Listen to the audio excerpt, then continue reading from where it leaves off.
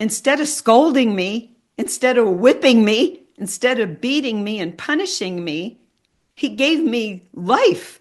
He spoke life to me. Now you know how I feel. He gave me an opportunity to experience him, like he shared with me something intimate and personal with me.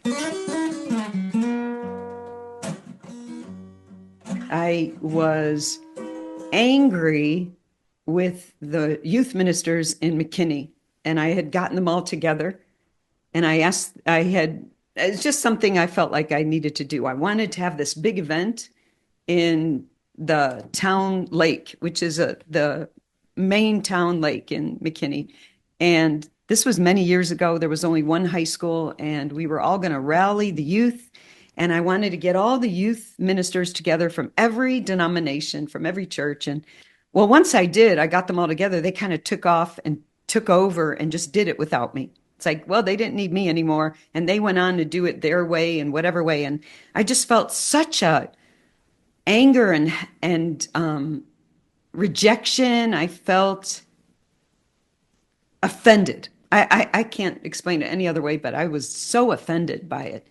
And I got down. I remember where I was in my house. I just got down on my knees because I was carrying this offense for I don't know, at least a day. Maybe it was into the second day. I don't remember.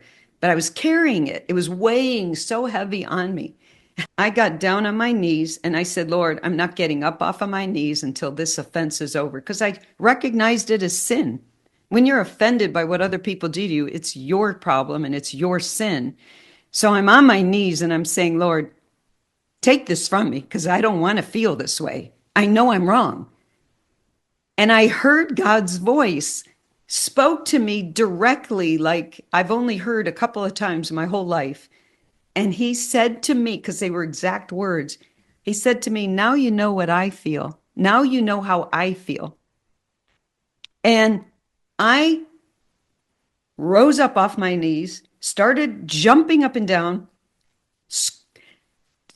just so excited that God had spoken to me that I was totally not offended anymore. And I said, thank you, Lord.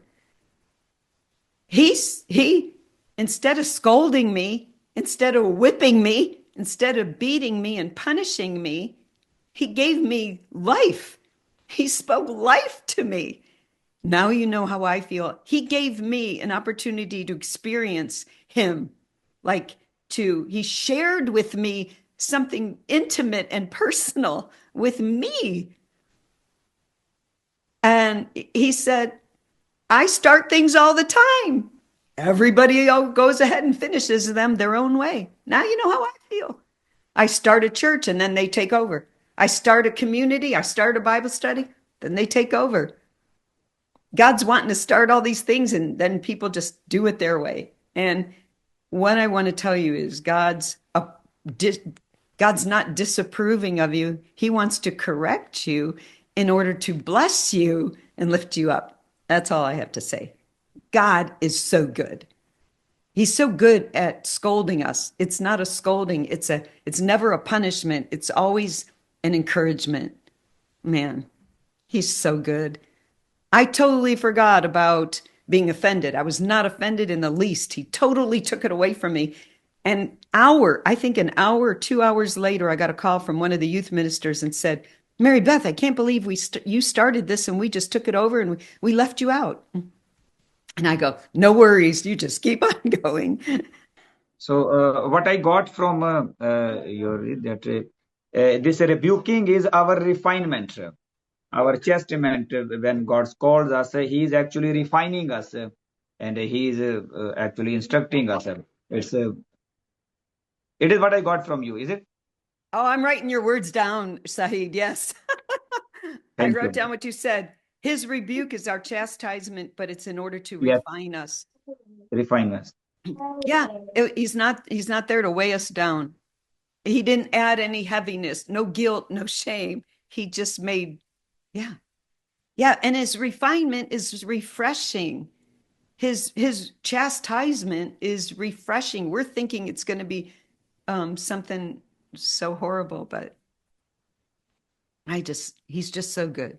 He's just that good. Trust him. Just trust him. He only wants good things for us. Yeah, even in our rebuking, even in our chastisement. I see your chat. Let me just read it real quick. What's the difference between feelings being hurt and being offended?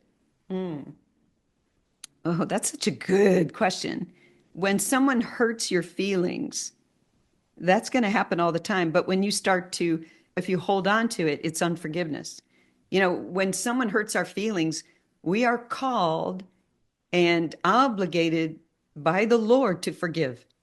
And every time someone hurts our feelings, it's an opportunity for us to practice forgiveness because nobody can hurt your feelings without your permission. Your feelings are your feelings. Nobody can make you feel something. Nobody. Nobody can make you feel bad about yourself or bad about anything. Only you. You allow that. You give them permission to do that. You give them authority over you. You give them power over you. And you become a slave to that person that can hurt your feelings.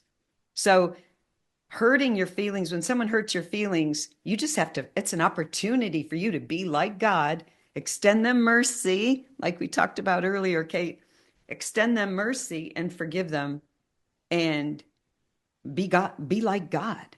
You get to be like God because God's the merciful one. God's the all-forgiving one. And that's so yes, your feelings can be hurt and you can't help that because you have feelings and they really do hurt. You just can't hold on to that and allow a root to grow in you of bitterness toward that person or hateful feelings, hateful. So when it becomes vengeful or hateful or just is prolonged, then it's you're being offended. Then it's offense. And when people hurt your feelings, they're offending you. You just can't